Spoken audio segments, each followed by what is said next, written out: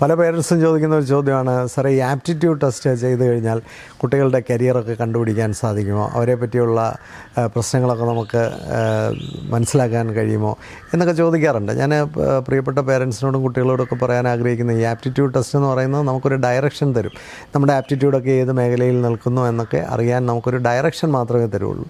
മാൻ ഒരു ഇൻഎക്സാക്റ്റ് സയൻസാണ്. നമുക്ക് മനുഷ്യനെ ഒരു മെക്കാനിക്കൽ ടെക്നിക്കൽ ടെസ്റ്റിലൂടെ കംപ്ലീറ്റ് ആയിട്ടും കണ്ടുപിടിക്കാമെന്നൊക്കെയുള്ള ഒരു അബദ്ധധാരണയാണ്.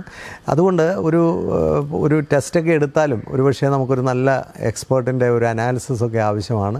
ഇതിലൊക്കെ ഉപരിയായിട്ട് ഏറ്റവും നല്ലൊരു മാർഗ്ഗം എന്ന് പറയുന്നത് നല്ലൊരു കരിയർ ഗൈഡിൻ്റെ അടുത്ത് പോയി അല്ലെങ്കിൽ നല്ല കരിയർ ഗൈഡൻസ് ക്ലാസ്സുകളൊക്കെ കേട്ട് നമ്മൾ തന്നെ ക്ഷമയോടെ നമ്മളെ കണ്ടുപിടിക്കാനായിട്ടുള്ള പരിശ്രമങ്ങൾ നടത്തുന്നതാണ്. അതൊരൊറ്റ ടെസ്റ്റിലൂടെ ഒറ്റ സ്ട്രൈക്കിൽ അതെല്ലാം സോൾവ് ചെയ്യാമെന്നൊന്നും വിചാരിക്കേണ്ട.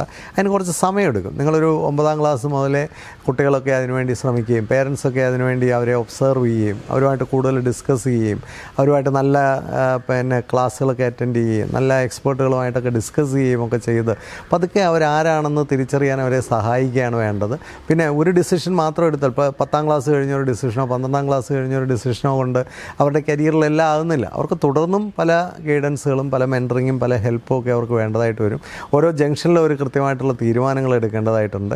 പിന്നെ ഒരു കുട്ടിയുടെ ആപ്റ്റിറ്റ്യൂഡോ ടാലൻറ്റോ പാഷനോ മാത്രമല്ല ഒരാളെ ഏതെങ്കിലും ഒരു മേഖലയിൽ എത്തിക്കുന്നതും അതിൽ സക്സസ്ഫുൾ ആക്കുന്നത്. അതിനകത്ത് ആ കുട്ടിയുടെ എത്തിക്സ്, അവൻ്റെ values, culture, leadership qualities, physical health, emotional health, mental health, social intelligence, intellectual ability, spiritual ability, ഇതൊക്കെ ടെസ്റ്റ് ചെയ്യപ്പെടുന്ന ഒരു കാര്യമാണ് കരിയർ എന്ന് പറയുന്നത്. അപ്പോൾ ഒരുപാട് കാര്യങ്ങൾ കമ്പൈൻ ചെയ്യുമ്പോഴാണ് ചില മേഖലയിലൊക്കെ നമ്മൾ വിജയിക്കുന്നത്.